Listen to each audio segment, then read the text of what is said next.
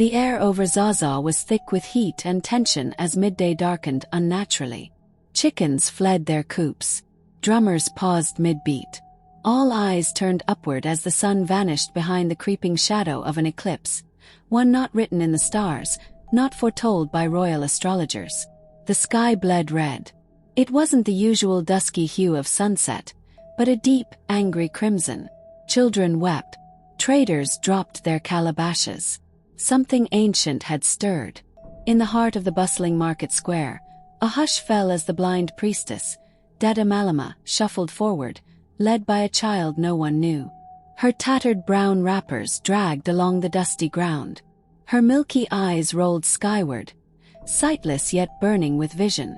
When the blood moon rises, she croaked, voice rough like bark, a royal heart shall die, and the serpent shall wear the crown.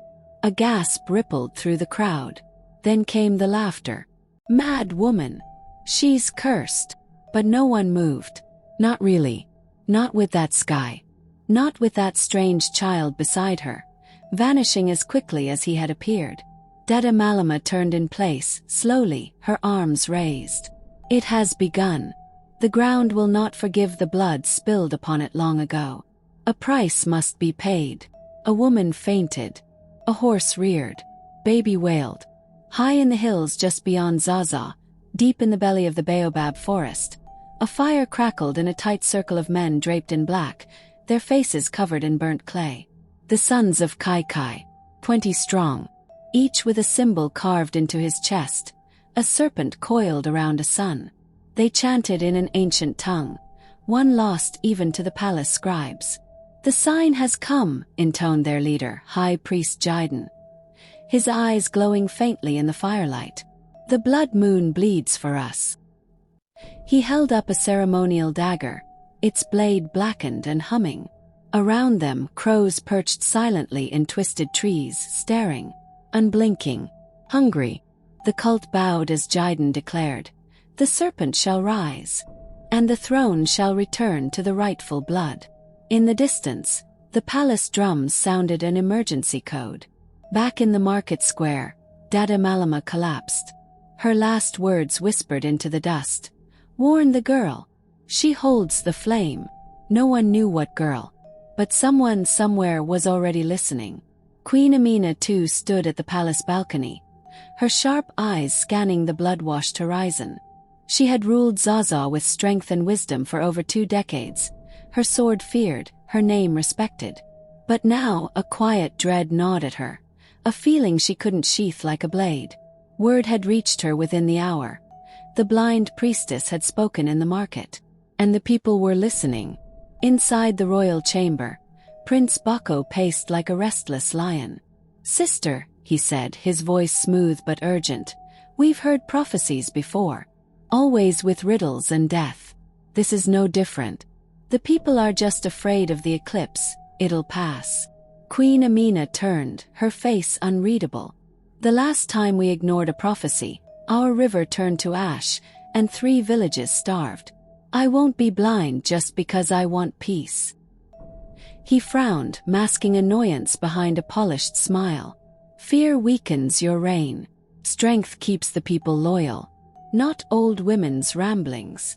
But even as he spoke, in a dusty corner of the palace library, Princess Zainab, just 17 and always curious, unrolled a forgotten scroll bound in serpent skin.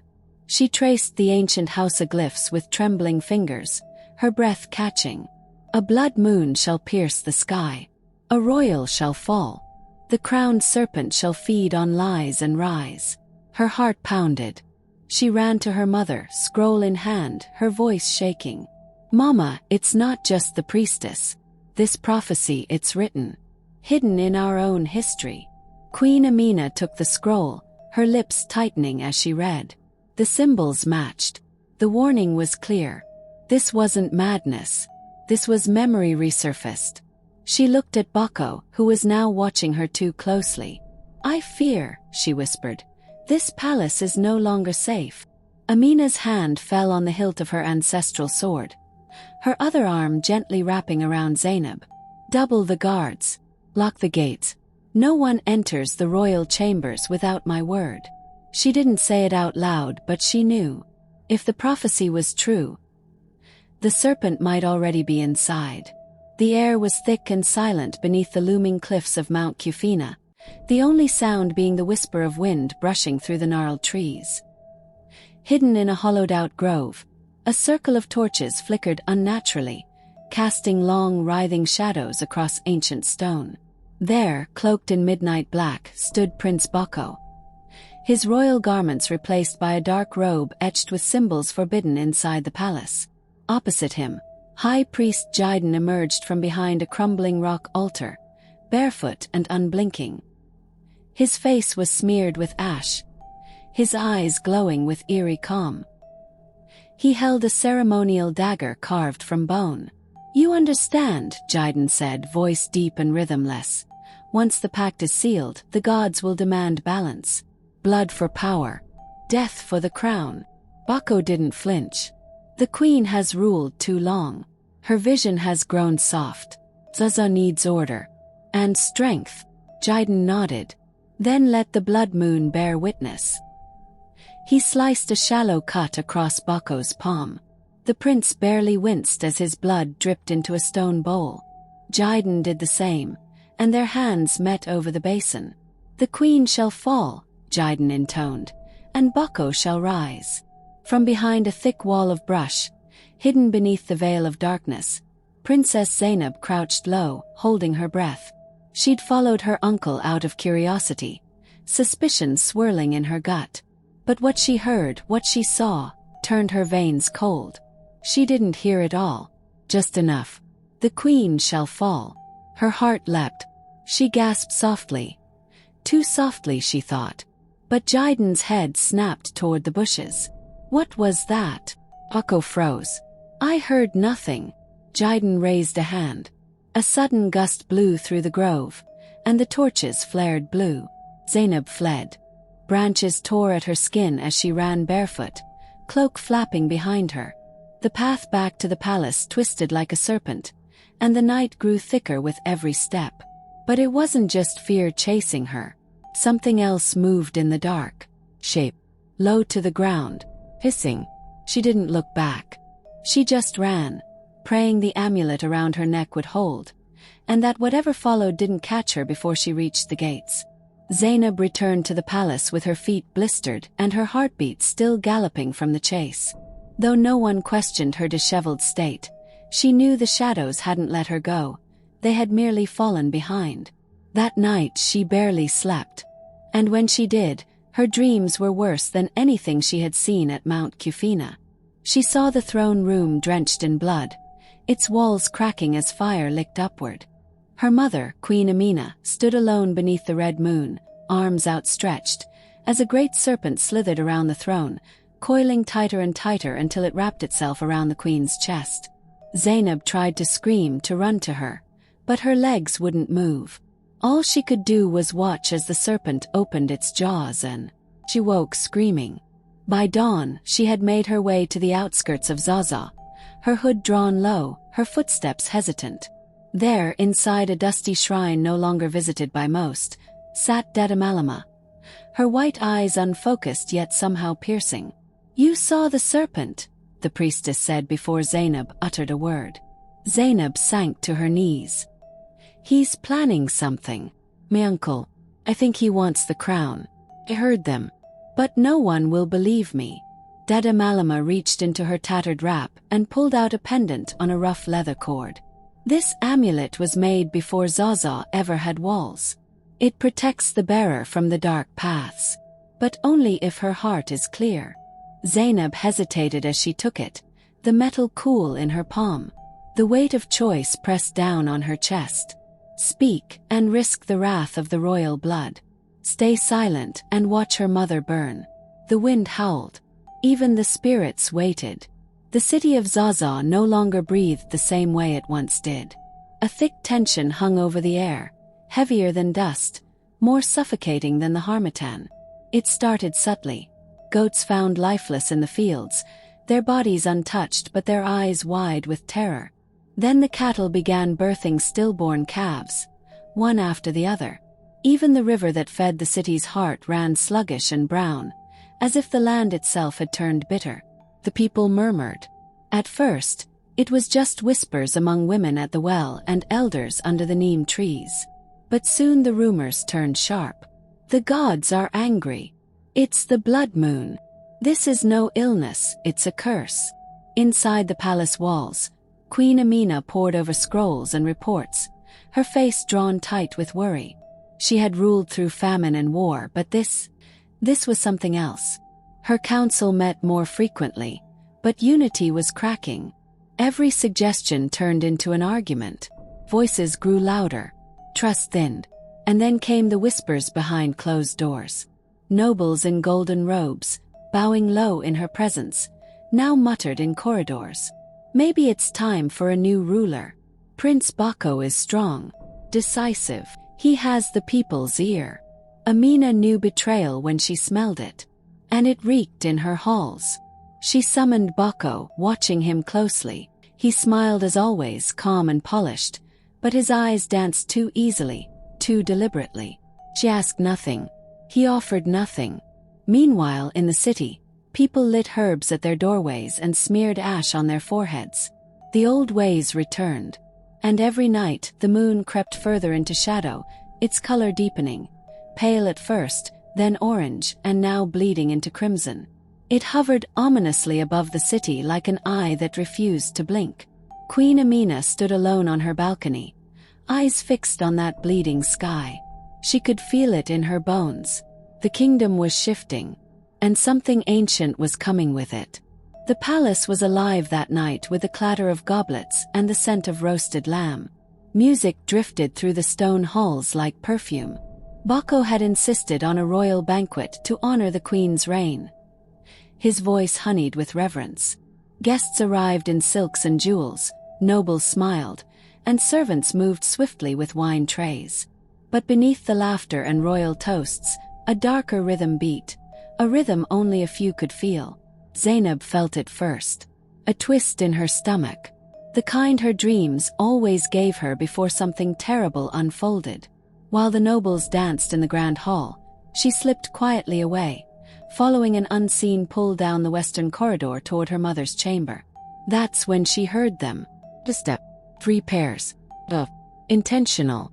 She pressed herself against the wall, clutching the amulet that Dada Malama had given her. It had grown warm against her chest. The queen's guards, nowhere in sight. Something was wrong. She rounded the corner just as the assassins reached her mother's door. Cloaked in black, blades gleaming faintly under the torchlight, their faces hidden. "Stop!" she shouted. The men froze, startled, just long enough. Zainab ripped the amulet from her neck and held it high. It pulsed once, then exploded into a blinding beam of white light. The corridor flared like daylight. The assassins screamed, clutching their faces as if burned. One dropped to his knees, muttering through pain. "Forgive us. The serpent has spoken." Zainab pushed past them and burst into the queen's chamber. Amina lay on the floor, bleeding from a shallow wound to her side. Alive but barely. The guards came running too late. By morning, the palace buzzed with confusion and fear. Bako appeared first, cloak flapping, expression twisted in outrage. "Traitors," he declared. "Rebels from the eastern province. How did they get inside? I warned we were vulnerable." He paced the throne room with righteous fury, naming enemies no one could trace. The nobles nodded nervously. Queen Amina, pale on her bed, stared at her brother and said nothing. But Zainab knew. And as Bako knelt beside the queen, swearing vengeance with a soft voice, his eyes flicked briefly to Zainab, and he smiled. The path to the shrine was swallowed by vines and silence. Dada Malama's frail fingers trembled as she clutched her walking stick, but her steps never faltered. Zainab followed behind, heart thudding, eyes scanning the dense brush. The wind whispered secrets as they entered the ruins of ancient Nok, stone faces half buried in earth, carved eyes watching from the past. They reached a crumbling archway, covered in moss and thorn. Dada Malama halted and placed her palm against the stone. A quiet hum vibrated through the ground. The earth shifted slightly, revealing a narrow descent carved into the hill. "This is the place they feared," the priestess rasped. "Where spirit and blood once danced as one. Where your ancestors locked away the fire meant only for those chosen." The air grew colder as they descended. At the heart of the shrine stood a circle of obsidian pillars. In the center, a stone basin filled with shimmering ash. "Step in," Dada Malama whispered. "Let the spirits know you." Zainab's limbs moved on their own. The moment her foot crossed the circle, the air pulsed. Her skin tingled. Her mind reeled. Flames erupted around her, not burning but alive. She stood cloaked in fire, her reflection dancing on every pillar. Then came the shadow, tall, familiar. It wore her uncle's face but with eyes hollow and endless, voice like breaking stone. "You cannot stop me," it said. "Your blood is weak. Your flame, borrowed." But Zainab didn't flinch. From deep inside her, another voice surged forth, older, stronger, layered with generations. "You are not the first serpent," it said. "And you will not be the last I burn." The vision shattered. Zainab gasped, collapsing to her knees. Her hands trembled, her mouth dry, but her eyes, they glowed faintly gold. Dada Malama knelt beside her, smiling faintly. "Now, child, you are more than yourself." And indeed Zainab knew. She had awakened something ancient, something the serpent feared. The courtyard was packed, yet not a soul cheered. Drums beat slow and heavy, like a funeral march disguised as celebration. Queen Amina sat beneath a silk canopy, her frame thinner, her once fierce gaze dimmed by days of pain and betrayal. The wound on her side hadn't healed, neither had her trust in those surrounding her. With trembling hands she stood, leaning on her staff carved from ancestral ironwood. Her voice, though frail, echoed across the square. "For the sake of unity, for the peace of Zaza, I abdicate the throne." Gasps rippled through the crowd. "But your majesty," a councilman protested, his words silenced by her lifted palm. "My reign ends," she declared, eyes scanning the people. "May the gods judge what follows."